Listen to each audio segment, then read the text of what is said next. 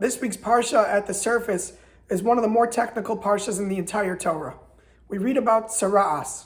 Tzara'as, usually translated as leprosy, but is actually some sort of a physical manifestation of a spiritual disease. A person develops some sort of splotches on his skin, and he brings it to the Kohen to determine whether he is ritually pure or ritually impure. But hidden beneath the surface of this very technical Parsha, we find many, many valuable, beautiful insights. I'd like to share one with you today. Towards the beginning of the Parsha, we're told, V'ra'a ha-kohen asanaga.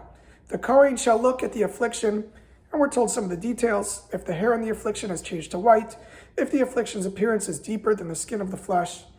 And the verse ends, the Kohen shall look at it and declare it ritually impure.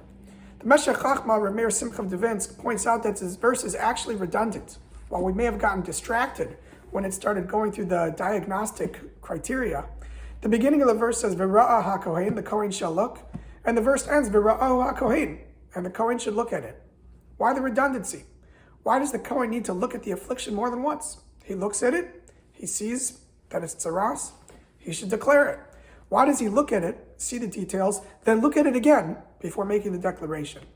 The Meshech Chachma, going through some of the intricacies of the laws of tzaras, points out that there's actually two things that need to happen here.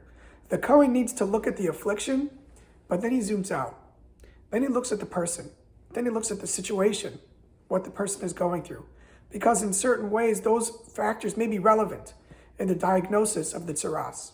I think this is a beautiful idea for us, whether or not we are Kohanim diagnosing tzaras or physicians doing diagnoses. But each of us in life, we come across a person, a situation happens, we see a person act a certain way, and we make a judgment. We make a diagnosis. We come to a verdict. We conclude the person has acted inappropriately.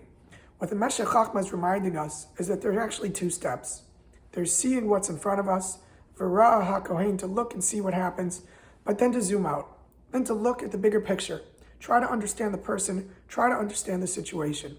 In life, if we only do that first step, if we only look closely, we'll often miss what's most important to see. As always, I wish you all a wonderful Shabbos.